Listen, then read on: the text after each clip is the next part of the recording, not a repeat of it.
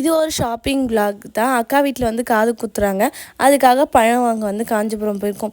Mostly வீட்டில் ஏதோ ஒரு ஃபங்க்ஷன் கிராண்டாக எல்லாமே பண்ணுறேன்னா எல்லா திங்ஸும் வந்து எங்கள் ஊர்லேருந்து நாங்கள் காஞ்சிபுரம் தான் போய் வாங்குவோம். சேரீ அது மாதிரி எதுவாக இருந்தாலும் சரி.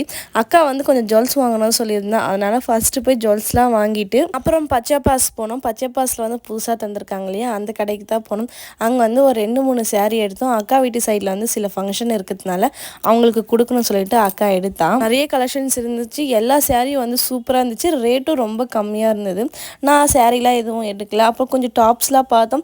அந்த அளவுக்கு எதுவுமே பிடிக்கல சொல்லிட்டு வந்துட்டோம். செம்ம வெயில், உள்ளே இருக்கிற வரைக்கும் எதுவுமே தெரியல. கடைக்கு வெளியில் வந்த அப்புறம் அவ்வளோ வெயில்.